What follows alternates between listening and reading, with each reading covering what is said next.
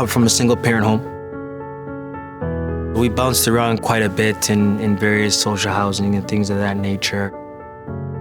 We ended up even in a shelter a couple times or in foster care a couple times. So I ended up around the city, moving about in different various schools. But there's one thing that was constant. It was that this league was my escape.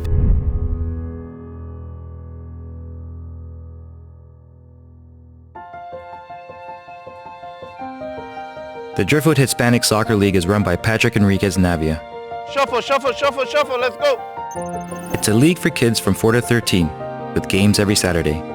I played at Driftwood when I was young, and so did some of the best players Canada has ever produced. My brother Jonathan, Junior Hoylet, Lucas Cavallini, Jonathan Azario, and Richie Lirea. But the league's roots are South American. Any country that you wanted that was Latin American, we had it. And basically, if you were from that country, you had to play for that country. There was a lot of national pride behind every club.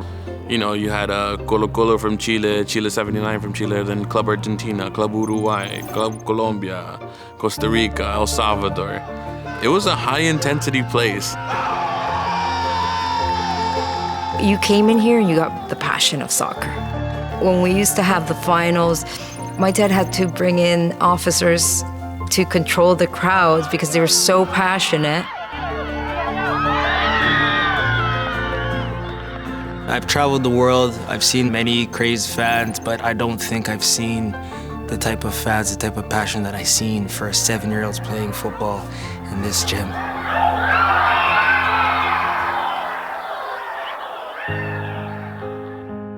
Patrick's grandfather, Humberto Navia, founded Driftwood after immigrating from his native Ecuador. Between 1980 and 2006, when he died, Navia ran the league in an underserved neighborhood in northwest Toronto. Indoors at the Driftwood Community Center, and outdoors nearby at the field that now bears his name. My dad was like everybody's dad. He had so much passion to help these kids.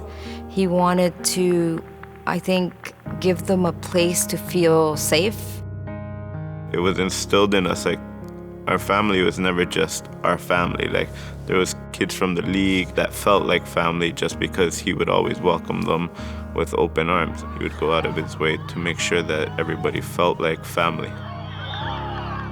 It was a beacon of hope. No matter what, once a week on Saturdays, you knew it was a place that, regardless of what people's home situations were, what was going on in the neighborhood, you know, this was a safe place where you could come. It's a place where it doesn't matter your race, your social and economic background. If you can ball, you can ball, and if you could ball, you're welcome.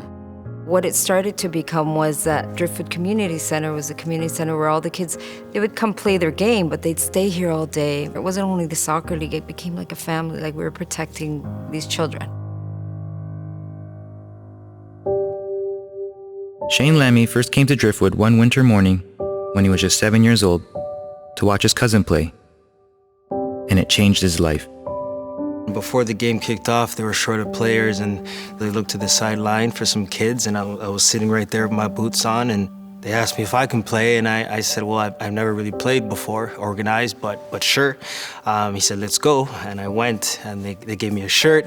I had no shoes, nothing that will fit, so I kept my winter boots on. Nobody batted an eye, everybody just wanted to play. Referee blew the whistle, and that was it. After that first game that I played, and I let the coach know that I wanted to come back, unfortunately, I didn't have the resources to be able to afford to come back. And Mr. Navia, he seen the smile on my face, and he made it happen.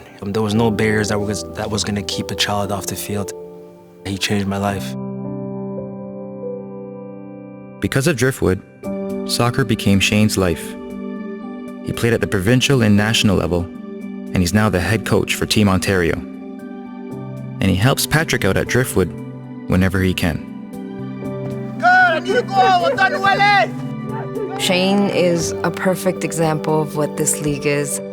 We want to create, yes, success in the sport, but we want to also create success in that they give back to the community and that they come help the children that are growing up in the community so that the kids that are growing up see, oh, I want to be like Shane. Just like it was for me, that field can be an escape from a lot of things. So just to go in there and to let them know what's possible, to eliminate some of the barriers, to maybe some of the challenges that they're facing, it warms my heart, and it's something that I wake up and I try to do every day. Ready? 5, 4, 3, 2, 1, let's go! I love the kids. I love the success stories that are behind, because there's so many. And I love that you can turn this dream into a reality. That's something I do out of love. And that's all. I can't explain it any better. It's a perfect definition of what Canada is supposed to be, right? It's different cultures, different races, different traditions, different beliefs, different styles, all mixing in together into one beautiful place and making something beautiful like the Driftwood League is.